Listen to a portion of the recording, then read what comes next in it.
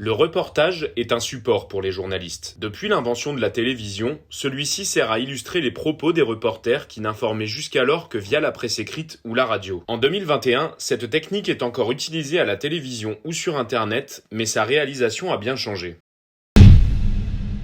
Avant de commencer à tourner son reportage, il faut trouver une idée originale de sujet, une actualité qui va susciter l'intérêt de tout le monde et un angle précis qui sort de l'ordinaire. Tout comme un bon film, le reportage a un scénario grâce à l'angle choisi. C'est pourquoi il faut écrire ses idées. Il faut aussi trouver les bons intervenants. J'en sais rien, j'ai pris n'importe quoi. Qui, en fonction de ce qu'ils vous diront, agrémenteront ou changeront complètement votre reportage. Le but étant d'informer l'œil qui le regarde, le réalisateur devra répondre aux 5 W. Qui, quand, où, comment et pourquoi. Une fois toutes ces étapes effectuées, le tournage peut commencer. Les images devront illustrer les propos de la voix off. Elles doivent amener au cœur de la problématique. Un bar s'apprête à fermer ? Ne pas hésiter à faire des plans sur la rue, la devanture, l'enseigne, l'intérieur du bar ou même Bernard qui prend sa bière.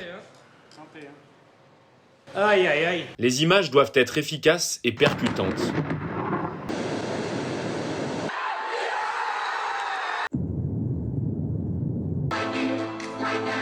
Une fois montés, les plans doivent changer de façon dynamique sans que cela soit trop rapide. Le cadrage aussi est important. Il doit être optimal. La luminosité, le contre-jour, le contraste ou encore la météo doivent être pris en compte, que ce soit lors d'une interview ou en filmant de simples plans de coupe. Les tremblements de caméra doivent être évités, sauf si votre sujet traite des séismes ou des rave parties.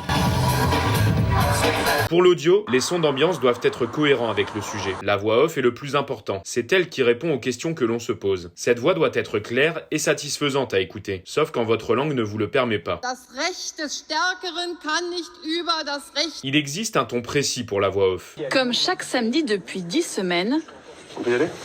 Jérémy et David partent couvrir la manifestation des Gilets jaunes. Celle-ci doit faire vivre son reportage. Cependant, des médias comme Brut ont prouvé que la voix n'était pas forcément nécessaire. La balance des sons aussi doit être parfaite. Un son inégal rendra le reportage incompréhensible. Pour ce qui est du montage, le reportage devra faire moins de 10 minutes. Même s'il y a 3 jours de rush, les gens qui regardent des reportages aujourd'hui perdent vite l'intérêt pour la chose qu'ils visionnent pour passer à autre chose. L'idéal est 1 minute 30. Les 10 minutes ou plus sont pour les reportages très pertinents tournés dans un but précis. Il faut également réaliser de bons cuts. Ils permettent d'apporter du rythme au reportage. Il ne faut pas couper les bonnes images et les bonnes phrases, l'on risque de perdre trop d'informations, chose à éviter quand on veut informer. Petit bonus pour le montage, si la vidéo est en format téléphone ou carré, idéal pour les réseaux sociaux. Un reportage en 2021, c'est donc de bonnes images, de bons sons, une problématique, sa réponse, et le tout monté pour ne pas perdre l'intérêt du spectateur.